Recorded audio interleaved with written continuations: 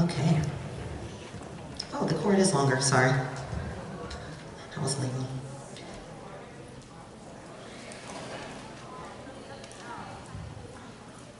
Okay. So at Palm, it is really a school within a school. Our STEAM Academy, which we adopted this year, Science, Technology, Engineering, Arts, and Math. There is an application process that all of these students had to apply, and their parents had to participate as well. It's offered throughout the district. And we really try to get in at the elementary schools who feed in to our school so that the students have a continuous pathway while they're at Palm. And it is a pathway of digital focus, what we're going to talk about today. So why is the digital software computer development so important? Well, there is some research that proves why we really need to get engaged. So 9 in 10 parents, of course, want their children to study computer science. Anyone in the room who study computer science? Okay. Anyone who have children who want to study computer science? Okay. Yeah, that's a little less than our statistics here. However, our high schools, there's only 4 high schools that teach it. So, but only one in 4. How many of you had high schools that taught it when you attended? Okay, when you attend, okay, you're dead. Okay, hey, little lonely person back there. Oh, one more person. Okay, so we see that the need is there to start in our schools with the development. Giving students an early start in the computer science education really is crucial because waiting to high school is too late. Even now, we have students who are working with our devices in elementary and kinder. If we wait to 3rd through 5th grade to start introducing them, they're already behind. So just some other statistics looking globally. In China, they're introduced to coding in preschool. How many of you knew that? Again, two or three people. Not a lot of people know that. In Great Britain, it is mandatory for ages 5 through 16. Ages 5 through 16 for them to have computing classes. And here in the US, we have the need.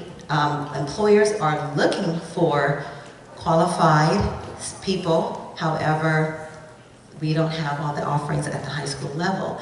And most workers currently are being employed are foreign workers who come in on work visas. So we really need to up our global competitiveness by having these offerings starting at the middle school, even at elementary, but continuously through high school. Again, the demand for graduates in the programming. Let's look at that. Just look at that first bullet. Currently, over 600,000 openings in computing jobs nationwide. However, look at the number of students who are finishing in computer science. Less than 43,000. And then by 2018, that's not that far off, not that far off at all. 51% of all science, technology, STEM jobs are projected to be in computer science related fields. So all the things that these young people are going to show us today and what they're building into and building their own capacity. And again, all of this information is on our slides. If you go to palmdigital.org, connect with us there. So at Palm, what do we offer there? We have the 6th grade Scratch program, which you'll learn more about in a minute. Robotics as well as 6th grade and 7th grade. We have the web development for a full year. And in 8th grade, it is the Java Android development. That's a full year. So in 6th grade, we split it between the robotics and the Scratch program. And now we're going to have Mr. Haig to talk a little bit about the Scratch program. Hi, good morning everybody. So I work with Scratch with our 6th graders. Basically the way it works is I use a textbook as kind of a guide where we kind of learn the basics of the layout and what all the different commands do.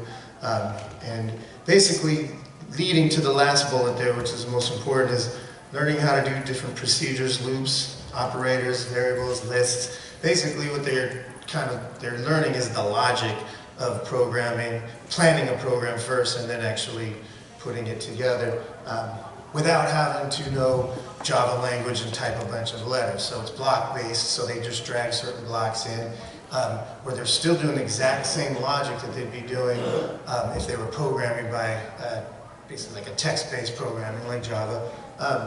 But taking that part out, they're just doing the logic part.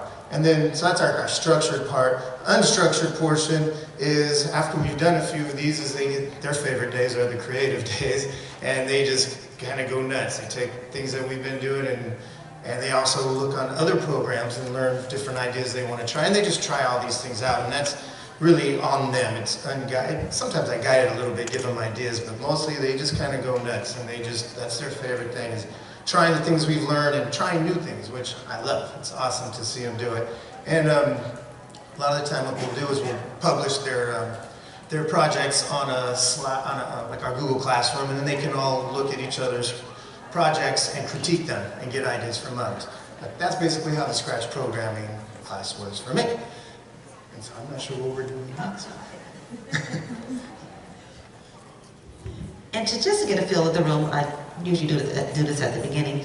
How many educators, teachers do we have in the room with us right now? Okay, very good. All right. How many of you specifically teach math? Okay. Science? Computer science or technology?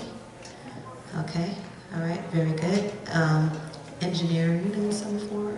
Okay, very good. And anyone with the arts? Anyone else? Okay. One person. There she is, right over there. There's always one.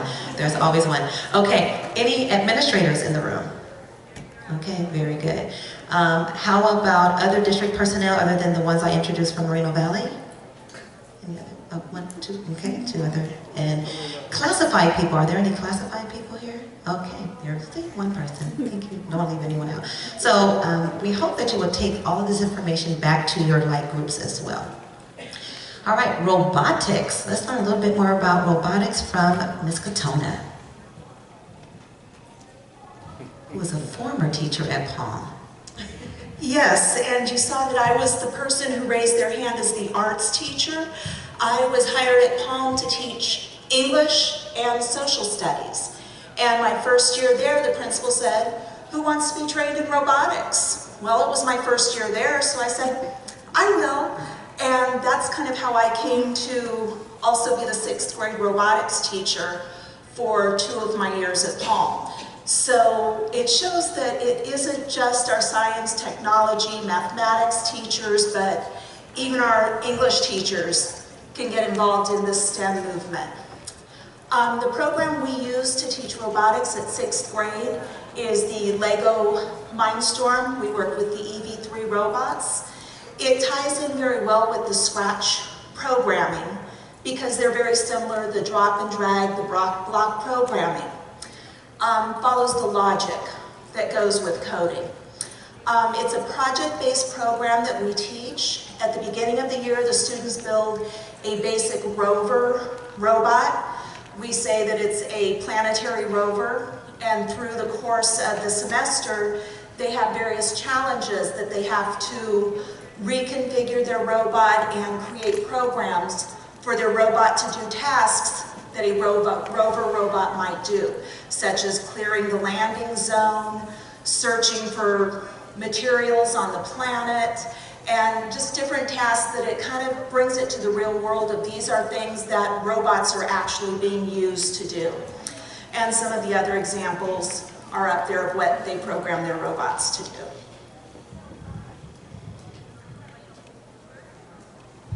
I'm really just more like an MC today. I really am. That's my role, the mistress of ceremony.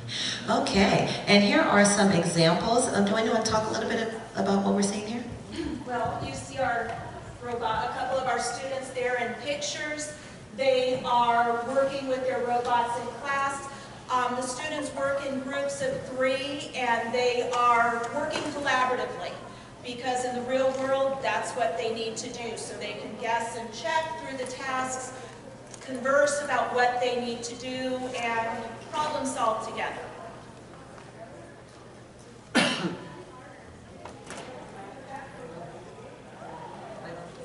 Yes, those are our Lego EV3 kits. Okay, let's learn a little bit about the web development program at Palm. Mrs. DiCarlantonio. My student is going to speak for our web development program. I just want to go through the bullets points here. I teach text-based programming. It's all cloud-based off Google Drive, which our district has. We use HTML, CSS, and JavaScript in our development. It's also completely, this year I've moved to completely project-based because I've noticed that students get much more engaged than if they're doing a canned program through like different sites that are developing these. These are the three main things we do. Every website that we're creating now on will incorporate JavaScript in some form, so it'll be truly dynamic. And then we also do single-page apps and games, which means it's not a multi-page website. And finally, we do some Canvas programming, which is also mainly games and animations. And right now, we're doing our first JavaScript website. You'll see my student, Amy Martin, will be demonstrating how she did that. Okay? So I guess last is... I believe it's Mr. Cooper Smith. And, oh, here's the mini mob programming. Is this part of the web development? Yeah, that's, we do actually use a program out of New Zealand. We do this a few times a week where they'll learn JavaScript basics by working, I call it mini mob, it's just pair programming. Read together as a driver. You see that demonstrated, so instead of me talking about it, you see that being done. We just want to give you a few visual teasers. Okay, and our Java Android development, Mr. Cooperson. Thank you. So a couple of things about Java. We've decided to try to do Android, but not just do App Inventor. We've tried to step it up, and we're actually doing Android Studio, which is pretty rare. We found in middle school to be using the actual tools that the pros are using. But we just wanted to take that challenge on, and we found that the kids are able to make apps, very simple ones. But a couple of things that if you're interested in doing this kind of thing, you're going to need full computers. Chromebooks won't work, unfortunately, not yet. We chose to go with Windows 7 laptops and a charging card.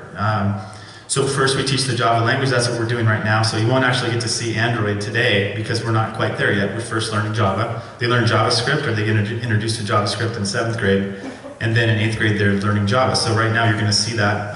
Caitlin's going to demonstrate that. We started with Greenfoot, which is a great tool, kind of a nice transition into Java, and then we go into using Eclipse, which is what you'll see Caitlin demonstrating. Then after we get into Android, like I said, we use Android Studio, and I just bought these phones that are the kind that don't have, they just have prepaid minutes, so it's not really a phone, but it's a great device to use to test on, because if you've ever tried to write Android apps, you know that you can't really use the emulators. They're really, really slow. So they're 35 bucks, they're even cheaper now, maybe 20 bucks at Best Buy. If anyone wants to see it, I'll show you afterwards. So yeah, I've been using a book because there's really nobody doing this, so we're kind of making up the curriculum as we go, and hopefully maybe some of us together can collaborate and write a book or two. So with all that said, I'd like to get this over to the kids. So this is just our contact information. We would love to hear from you guys. So if you have any questions, we're more than happy to help you get started or continue the great stuff you're already doing. So to lead that off, we're going to turn it over to Ethan Goldstein. Let's give him a hand.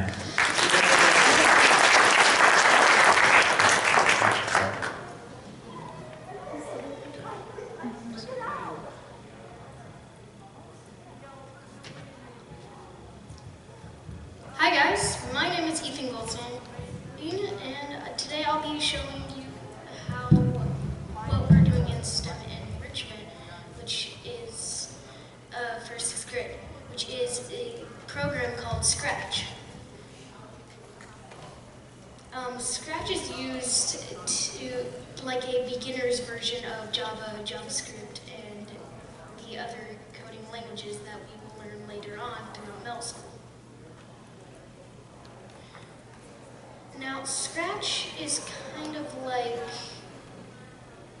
it uses these block-like pieces in order to show to show a certain code.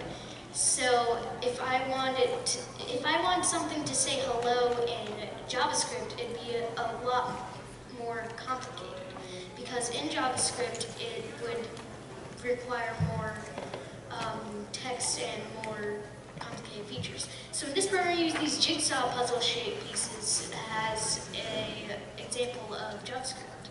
So it'll perform a certain action. If I use if the green flag or start button is clicked, it will perform a certain action. Now, if I add another script, which would be called a switch backdrop, and then if I click the code, it should do something. So now the background has switched. So the backdrop in this would be a background which you can change using different art tools and paint tools. So there are also things that'll do certain actions. For example, they could also change their color. These are called sprites. Sprites are like this blue circle. We can make it do a certain action, changing its color in this case. So we can use this script once again. You will most likely use this throughout decoding a lot. But instead of adding a switch backdrop, I'm going to make it where it changes this sprite's color effect by 20. Now, if I click this script, it changed to blue, so it changes color. So now I kind of want to do an actual example because this was just using a Scratch presentation, so now I'm going to make it where I actually do something. So what I'm going to do is I'm going to code it to where this black box will move around this little area. So what I'm going to need first is an events block called when green flag is clicked. You've seen this through the presentation. And then I'm going to need a block called the forever block. This is used for loops. You could also use repeat, but since I want this to go on forever, I'm just going to have it do it forever. So next, I'm going to make it where it glides 1 second to a certain location. I'm going to use the operator block for this and use a pick random. The reason I want to pick random is so it's just randomly going around. So the first thing I need is 240 to negative 240. So the reason I'm doing 240 to negative 240 is because Scratch has a coordinate plane on it that's kind of related to math, where you have to figure out these certain coordinates you want. You can see that in the bottom right corner there is a thing that tells you where your X is and where your Y is on the mouse. So right now I'm at negative 165, Y 111. So the next thing I need is to make it Y 180 to negative 180 because that's the amount that the Y on the coordinate grid climbs to. So now I need to add a if on edge bounce just in case it touches the edge. And so now, as you can see, it will move around freely and bounce off the walls. So a thing I really like about Scratch is that you can interact with the sprites. So for example, if I add another when green flag is clicked, I can make it where it asks me something and I can give it an answer. So in this case, I'm going to have it ask if I am ready. Oh, whoops, spelled that incorrectly. If I am ready to scratch. Why is the caps? There you go, fix it.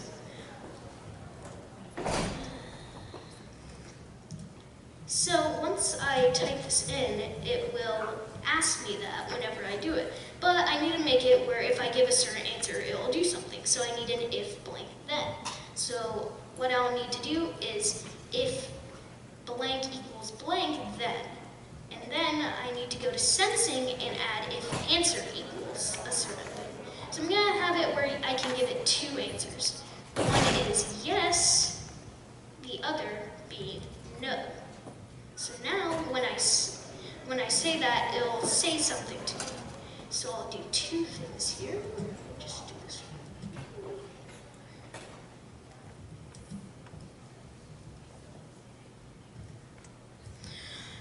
And I need the one for no.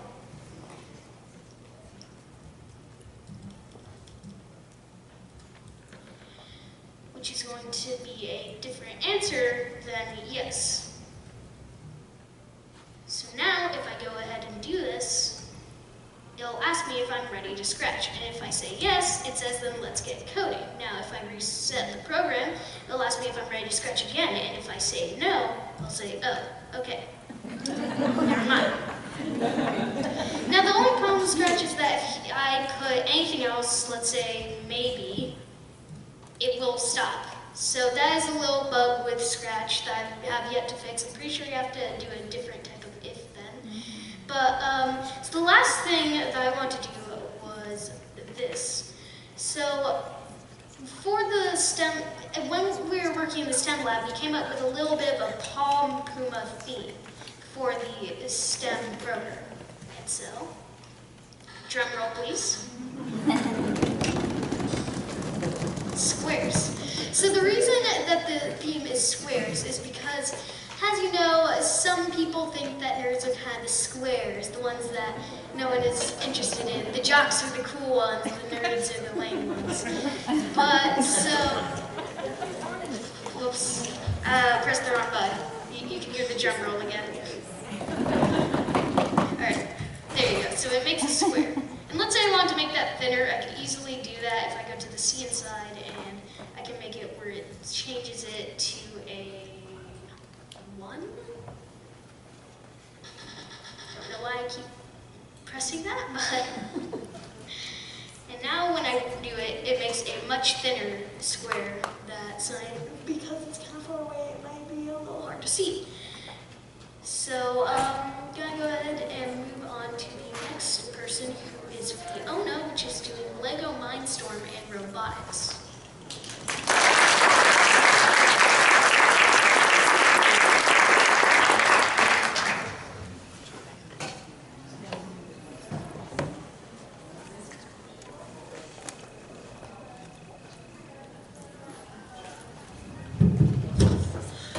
An opportunity for questions towards the end, so please jot down any questions you may have for our scholars or our staff.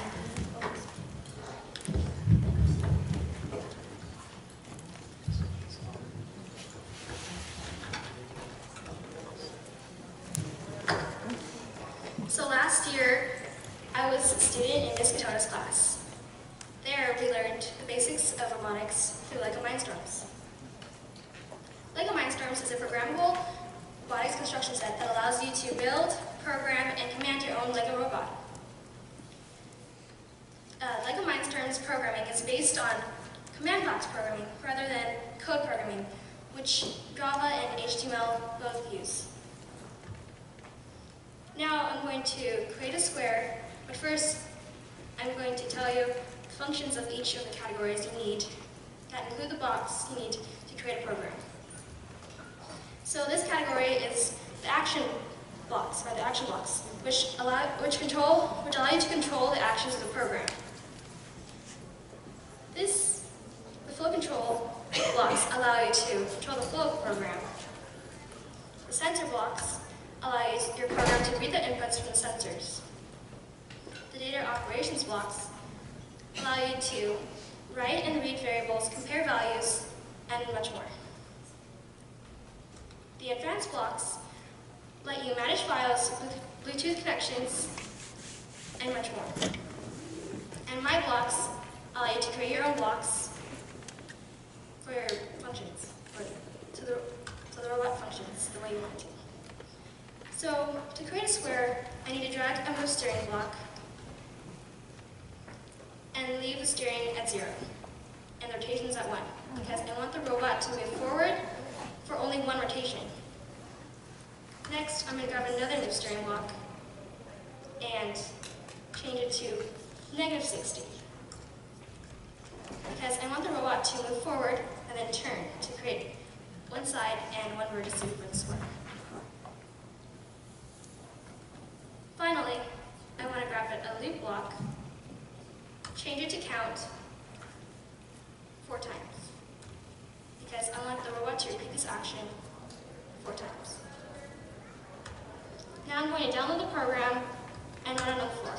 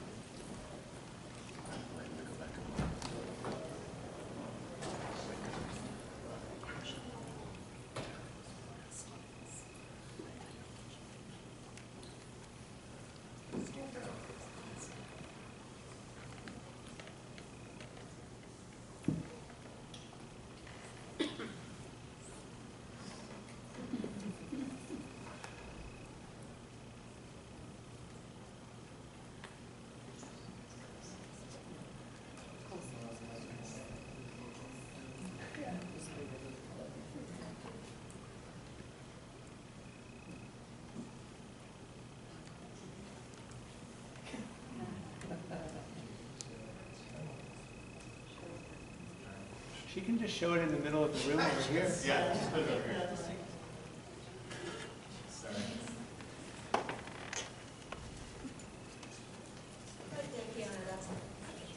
So I'm going to use the square as a marker.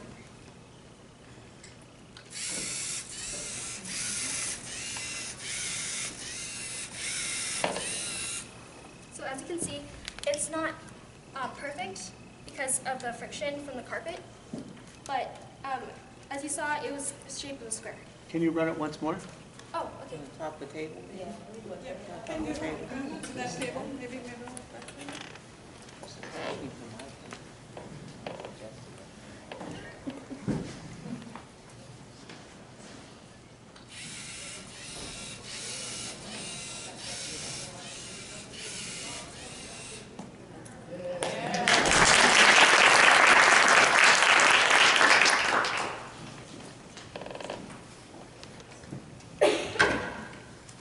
So now I'm going to demonstrate another program that's a little bit more complicated, and it's the figure eight. So first I'm going to show you the box figure eight, which uses the same concept as the square I coded before, but goes in a figure eight motion.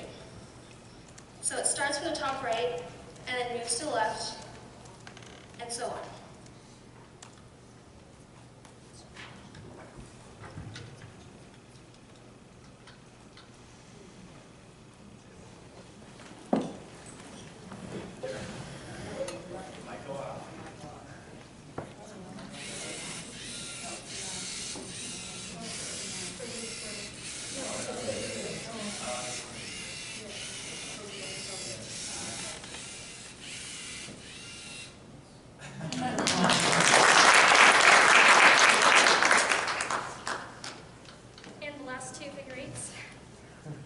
One is more accurate than the other because one starts from the middle and moves as a circle, and one starts from the top as the first layout I showed you.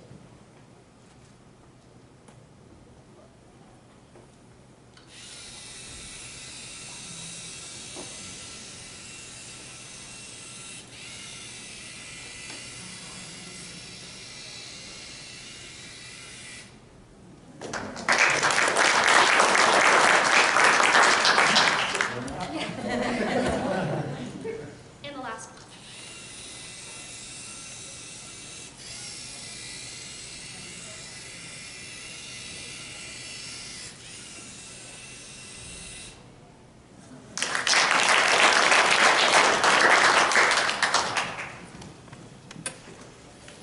That's all. Thank you.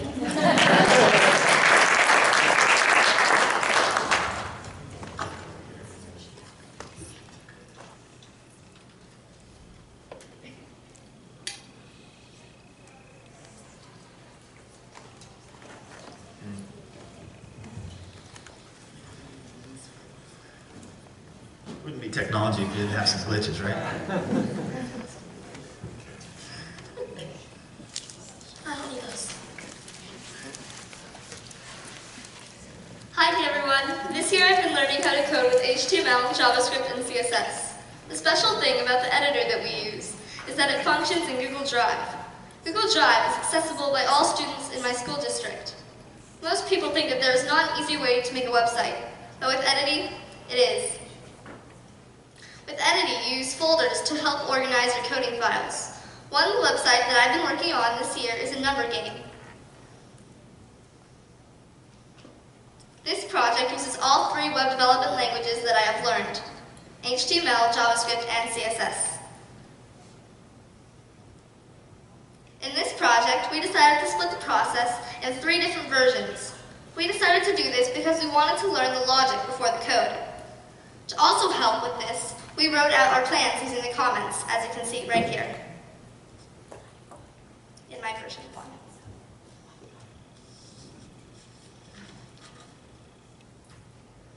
In my version 1, it is very inefficient. We made this version so that we knew that our logic worked.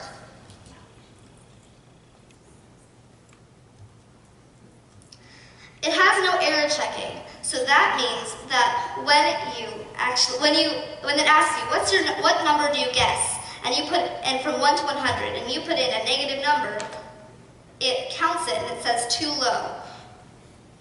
And then if you put in if you push cancel, it doesn't cancel for you. It converts that to null, which means 0. That is called input validation. Also, the user has no choice. As you can see right here in this line of code, this is saying right when the window loads, then this function will run.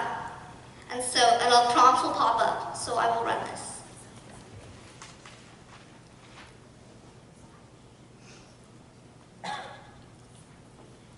Okay, so I'm going to push cancel. It says wrong, too low. That means that it counted as that. And you see, I can't get out of this. Like, I can't, because I can't go to a new tab. So it gives the user no choice but to give a guess. So I'm going to put in the answer, which is 46. For this version, we decided to make 46 the answer, instead of making it random already. Because if we made it random, then we wouldn't know that the logic worked. This also has nothing to do with the website. As in, you made the website, and then your whole program runs in a separate box up here on the top of the page. We also made the variable counter, which is how many chances you have, to 7, because 7 is the ideal number for the algorithm called binary search. So I will show you how binary search works in version 3 when we get there. So version 2. Version 2 isn't a lot better, but it does have input validation. In this version, the answer is random from 1 to 100. And then right here, find it. Right here, this is where it decides if your answer is valid or not. So these 2 bars mean or. So it says if guess is less than 1 or greater than 100 or is not a number, guess is invalid. Okay? But if this is false, it just continues with the program. And then all of these if statements go like that. So let's say guess is greater than answer, then this statement right here is false. And we'll keep going with the program to this if statement.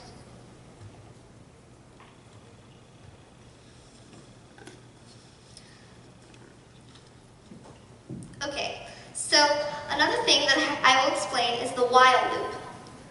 The while loop that we have is similar to what I was describing about the onload function, which is right here. This while loop, it makes it keep going forever. And version 3. With version 3, we actually put some JavaScript in the HTML so that the HTML could understand and it would be a shortcut. Okay, so my HTML for right here is the JavaScript in my HTML that's right in this section here. And so in this version, the user has a choice. So the user can actually choose the number, and then they can check guess to actually run the function. There's no alert that comes right when you push the website. So that means that when you type it, let's say you type in 50. So you type in 50, then you don't get an alert or a prompt until you check guess, until you click check guess. This is a click handler. So with this, it says you have 7 chances left. 50 is too high. And the way that the information from this gets traveled to the JavaScript is through the IDs. So right here, the ID user results, and then you can see the user results value is down here. So I'm going to play this game using the binary search algorithm. Okay, so the binary search algorithm has something to do with 1/2 or 2, okay? So let's say 1 to 100. What is half of 1 to 100? 50. Okay, so I already typed in 50 and they said 50 is too high, okay? So then we have to go down to 1 to 50. What's half of that? 25. And you check guess, and it says 25 is too high. So cut 25 in half is about 12.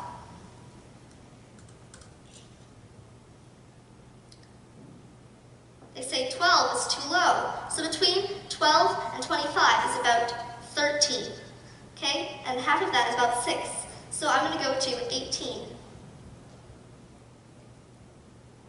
18 is too high. So 18 to 12, that would be, who knows, raise their hand. Okay, so 15. 15 is too high. So we still have 12 to 15. So I'm going to go to 13. 13 is too low. So now we know that it's 14. And we win. The next thing that I'm going to show you is how to make a square. Because as Ethan said, we are all squares. So we will go to my square folder. And in this one, my teacher and I, she helped me decide to use the footer. So what we did was we decided to have the footer be the color and be the square. So we used HTML and CSS. So with this, I have the footer. So this is the footer right here in this square. And the HTML actually connects with the CSS because of the link right up here. So these two connect with each other. So this footer tag right here, this says that the text align is centered. So as you can see, the footer right here has a centered text align. And then the color of the text is yellow, the background color of the footer is purple, and then the height is 300 and the width is 300. And the reason I did that is because a square has all equal sides. So if the square had 2 by 5, that would be a rectangle, it wouldn't be a square. So right now we have a square. And so even if we change the dimensions, let's say to 100 by 100, it still makes a square, but I'm going to make the font size smaller. Let's go to 25.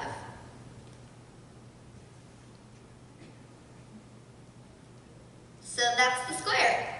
Thank you.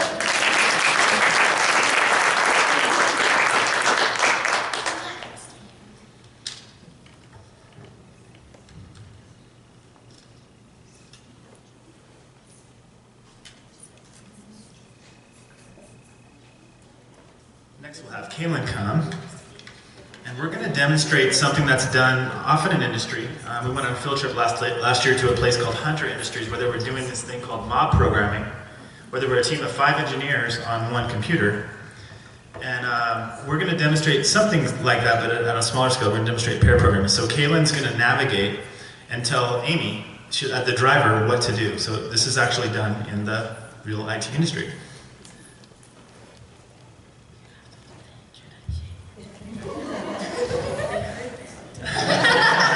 No, let's go ahead and get started. So she's just going to tell Amy what to type.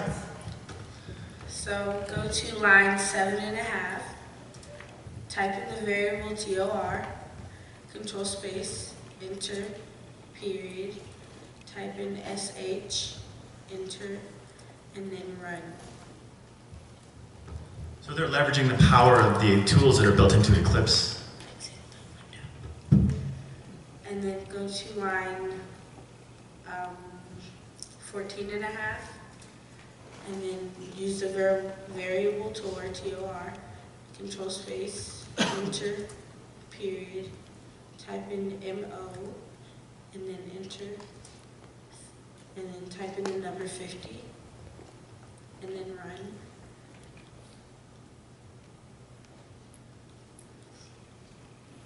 And then exit the window, and then go to line 16.5, type in the variable TOR, control space, enter, period, turn, enter, 90, control space, run.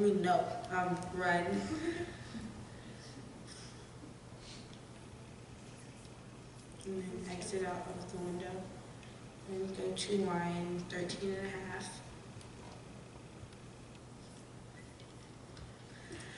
And then type in the variable TOR, control space, enter, period, and then type in lowercase s, and then capital PC, and then enter, and then type in capital P, and then lowercase en, and then a capital C, and then control space, and then enter, period, scroll down to blues, enter, period, and then scroll down to blue, enter, and then run.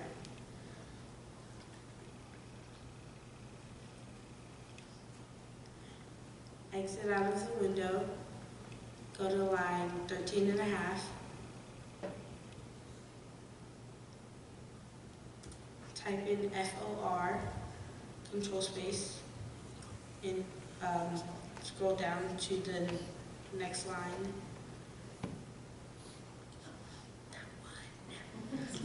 No. First one. Enter. And then highlight args.length.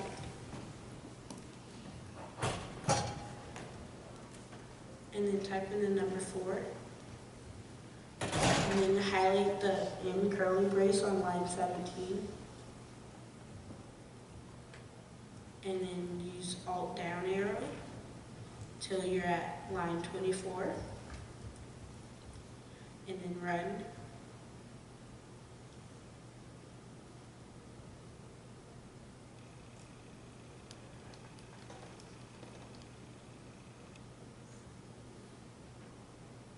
And then exit out of the window, and then go to line 12 and a half, and then type in the variable tor, control space, enter, period, SS, and then scroll down to set speed, enter, and then put the number 10, and then enter. Run.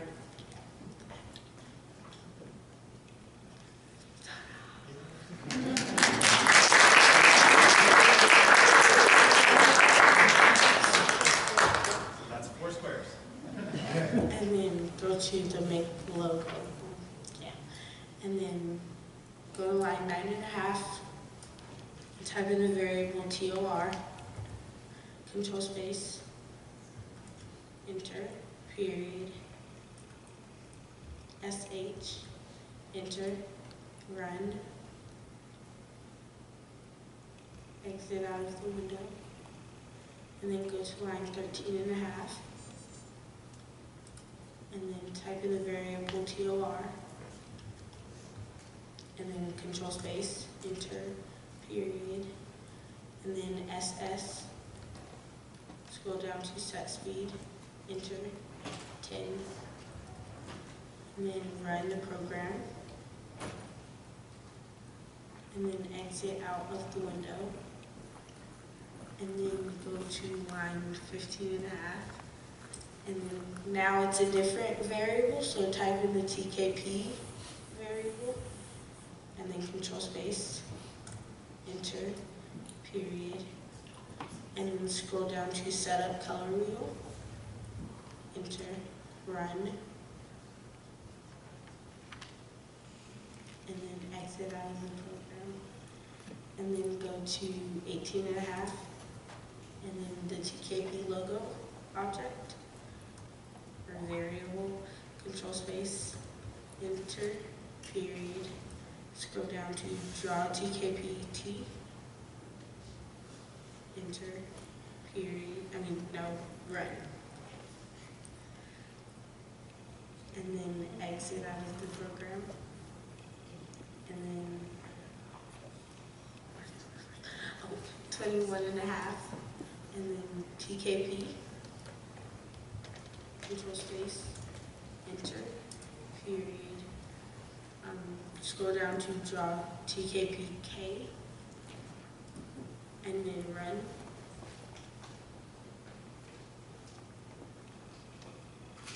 And then exit out of the window. And then 24 and a half. TKP, control space, enter, period, and then scroll down to draw outer TKP, and then run the code.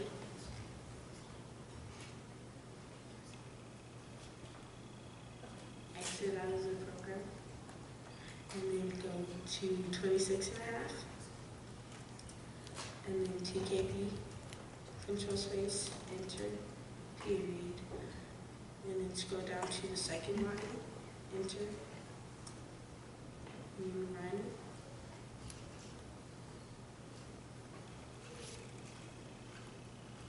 Exit.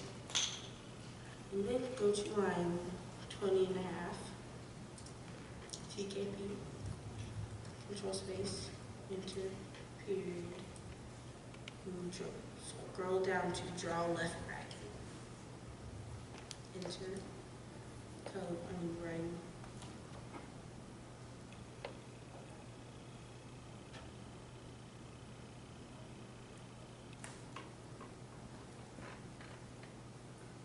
Exit.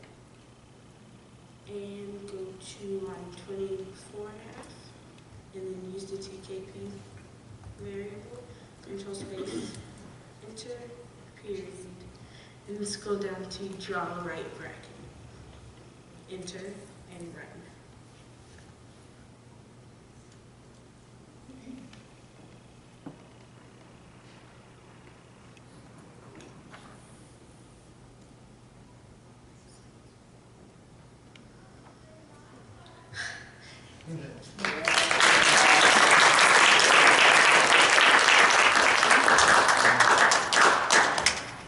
Great job. Let's give the kids a hand. That was awesome. Guys, if we could have the kids come over, I imagine there might be a questioner. We'd like to open up this time to questions. So come on over, kids, and the teachers. Come on over, guys. Does anyone have a question? Yes. Is this a class? Is it a club? Is it during school? Is it after school? Great question. Yes, it started off as clubs as we were kind of transitioning into what we want as STEM having during the day. So they're all electives. So they have in sixth grade they have an elective that's half a year Scratch and then another half a year in robotics. Then in seventh grade they have a full year elective in web development, and in eighth grade they have a full year in Java and Android. That's a great question. What if you don't have Google Classroom? As far as web development, You Gail? have to download a program like, you would download, I would recommend Cloud9 if you want to do it online. Cloud9 is an excellent editor. It's a little more, it's complex than Edity. That's why I don't use it. And you can also download editors. Brackets is a good one. It's very easy to use. Also Sublime, a little bit more complex, but that's what I would recommend. Cloud9 first, but then you're going to have a lot of complexity built into Cloud9 that you don't have with Edity. The reason why I like this is because it's so completely integrated with Google Docs. It looks like a Google Doc. So you can only use it with Google Docs? You can't use it separate? No, it's a Google Drive app. Yeah, so it's called, there's 4 parts to it, but yeah, you have to have Google Drive. But I would definitely recommend Cloud9 if you don't have it. It's less complicated than some of the others that are online like CodeMB, but it's a step up from Edity too. But it has, if you notice with the Java programming, there's a lot of IntelliSense, what's called, like they click on that, yeah. So Cloud9 has that too, so it makes the programming easier. For the 8th grade X programming, I'm curious if you jump straight to Java, which would be sort of like for AP computer science at the high school level. Right. And didn't choose something like Python. I'm wondering what you're thinking about. Well, we want them to take that Java AP class, so we kind of want to start them early. So yeah, Python's a different language, as you know. It doesn't use curlies, it doesn't use semicolons. So we chose to stick with the language that would help them down the road. So our STEAM Academy, these kids are part of the STEAM Academy. Those kids will have an advantage over just the other kids that decide to join up and take the AP class because they've already had Java as middle schoolers. But I'm also wondering about, because it's an elective, this is not reaching all the kids, and would it maybe be more accessible to start with a text-based language that doesn't use as much syntax as Java, Meaning Python? such as Python? I've done Python. I've done Python with 4th graders and 5th graders and had varying levels of success in clubs. I haven't tried it in elective, but that's something that we could look at down the road. We're learning. You know, this is brand new for a lot of us. And most of this has been done in high schools only. So now we're kind of, as the whole code.org things come in, this is really starting to gain momentum. So yeah, that might be something we look at down the road. Yes, sir. With the robotics, do you focus more on the programming side? I'll let Joanne speak to robotics. Is it more the programming side, or is it more of like the engineering of the robotics? Or, 'cause I know you use EV3s. Right. We focus on a combination of both. Definitely more of a focus on the programming, but for each of the tasks, they have to alter the basic rover robot, building an arm or a gripper or just some different construction of the robot. So it's dependent upon the task. Have you run into any restrictions with the battery life? We use the rechargeable battery that we plug in, so the students are responsible for their own rover robot. So they have to monitor the battery charge, and at the end of a class period, they just plug it in if it needs to be recharged. I have a question about how do you publish from Edity? Is that easy to publish the website? And also, how do you assess these projects? Yeah, there was a problem in the summer. As you probably know, Google Drive shut down public publishing of websites. But the author, Daniel Flory, the developer of Edity, he's over in Germany, he runs them off his own website now, and they're on the Google Cloud, and they run a lot faster than they were when they were going off Google Drive. I'm completely project-based, so I'm hoping that these students will build a portfolio of projects, and then I'm noticing now they need a lot of code along with me. But as they develop the skills, you know, the problem with Java, the whole web development, is that you have to also know how to program the API, the DOM, in order to get these things. I also use, I know you use processing a lot, but I don't use it. I'm going to this year not use it in Khan Academy, because I've noticed that when they were using Khan Academy, they were not, they were doing a lot of spaghetti code, because you couldn't make a mistake. You couldn't make, you know, Winston pops up and all that. So I'm going to actually maybe, I've done a project. I started one at the end of the year just using Canvas programming itself and not using the processing library. So I'll kind of switch on and off with them, but it's too early in the year to introduce that. I wanted to go on with just simple logic games like the counting game first, and then work up to them using an API like processing. Yes? I just have a general question about implementation to all students. If you're a small school, a small middle school that can't pack in a wide variety of electives, as we see STEM and engineering move integrated into the current content areas, where would you fit it in? I mean, because when I talk to my science and my math teachers, and the first thing I get is, we love all of that, but we have all this content in science and math. So where do you want me to stop for a month and do coding? And what do you want me to not teach? And I don't have an elective spot for engineering and coding, so how not just your school, but all schools, how do we see this pushing more integrated into I guess the traditional content areas over the next few years, so that all kids get access to the experience? I think this question is more appropriate to our Dr. Avenger.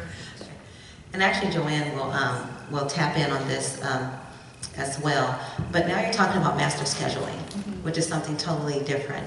And that's okay. I don't like to be recorded. This doesn't need to be recorded for quality assurance. It's okay.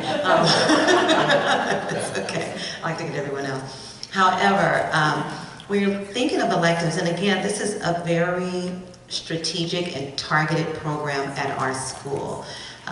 This is my first year here at this school, so I'm learning from this amazing staff what the needs are.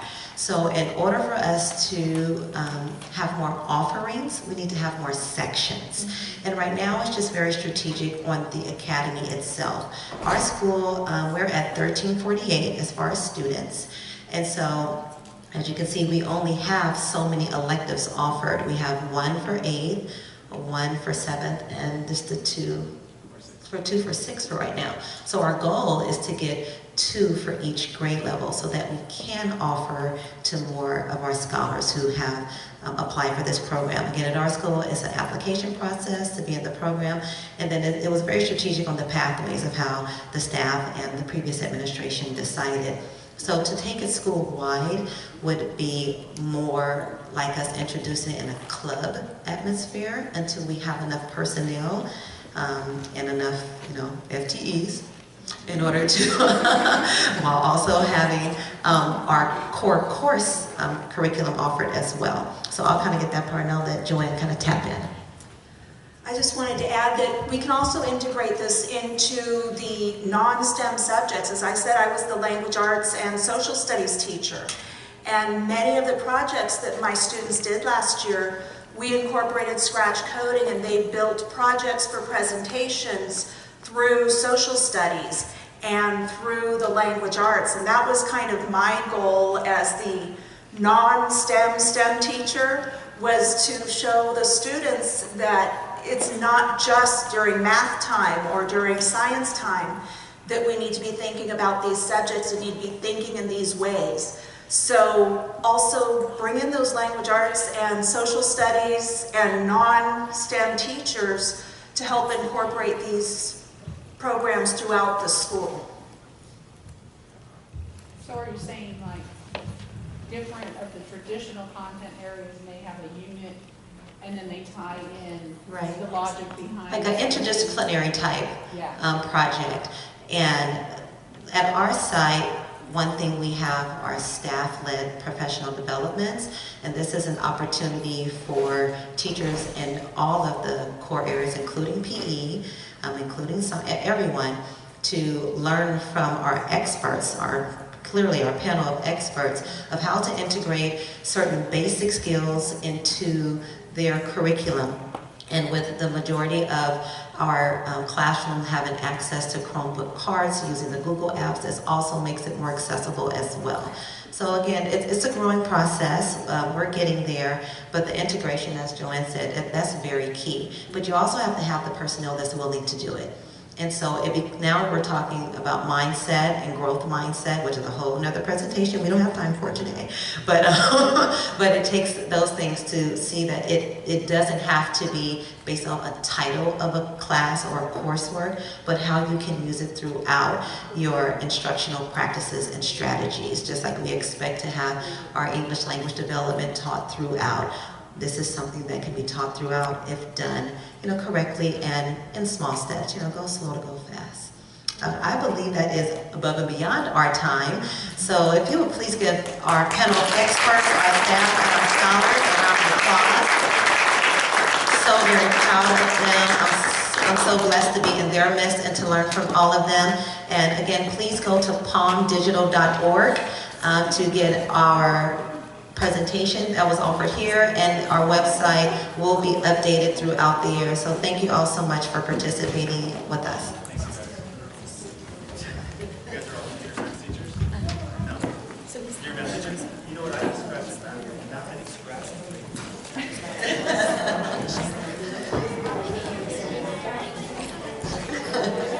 Yeah, at the computer.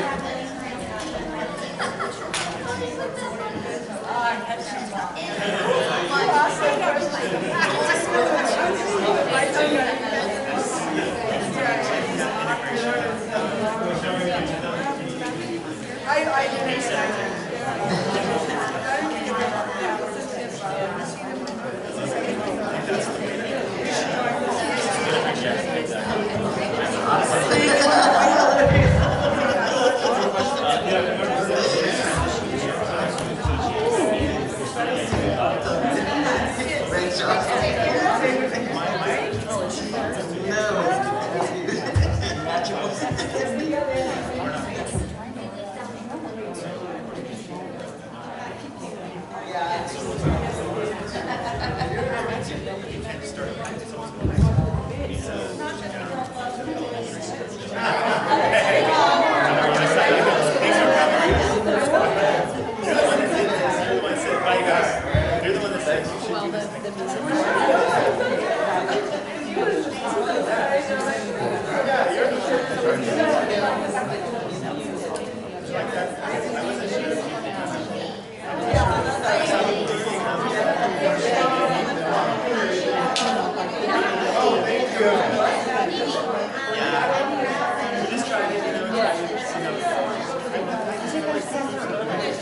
So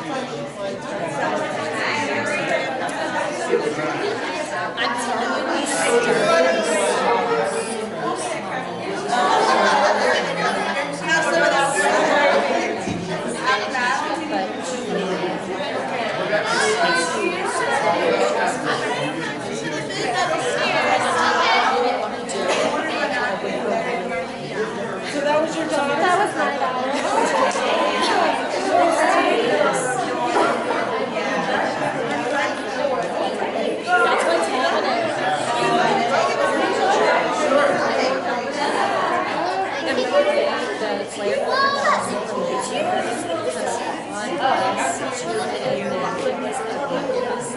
I didn't even it was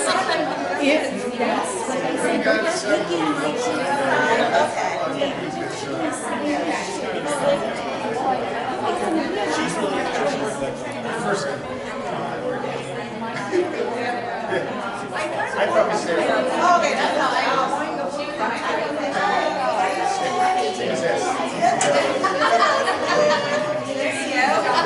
I'm gonna go to my hook up with your yeah.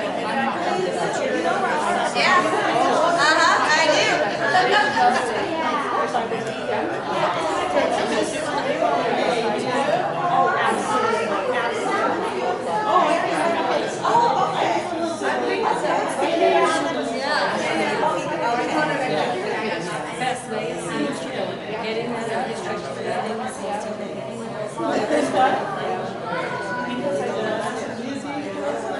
Have you seen the book that was written by the father? That's a piece of try to use it. He's done some great stuff. That lady that's sitting in the back, Sheena, they asked her the checks the question on that. I watch her at every conference I go to. You saw the connections of love. She's scratched and she focuses on girls and she does art. And now she's a math teacher, coding teacher.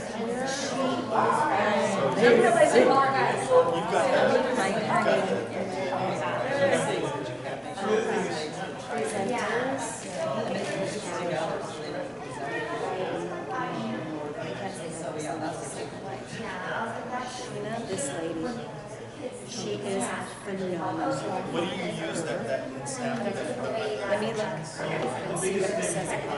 She's doing one today at 4:30.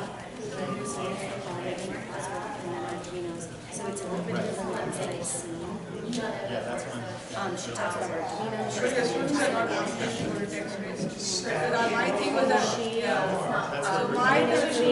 I've heard it several times. I could listen to her every conference. She especially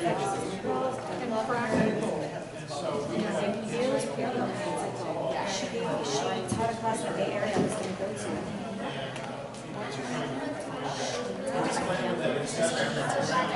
$35.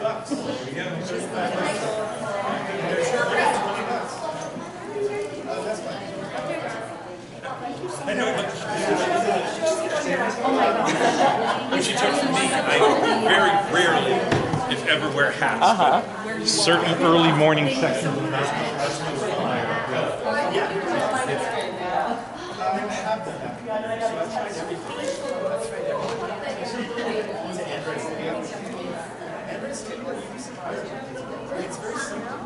I think that's it. It's so much better to use real devices than it is to try to use an emulator. And then they want to make it. Oh gosh, okay. It's a good presentation. That was really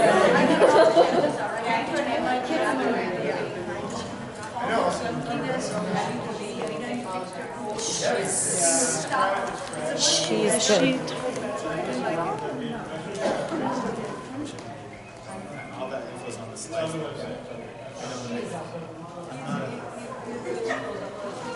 Wow. That's very nice. Thanks. I was hoping that people would enjoy it. Just to see the kids. I mean, you can help them believe it. They'll say, oh, right. Oh, no. You came from my I actually saw you this summer, but I was doing it myself, and I was kind of like, so I'm gonna come this year, hopefully you're doing the same. I do. I teach a binary. I'm going to start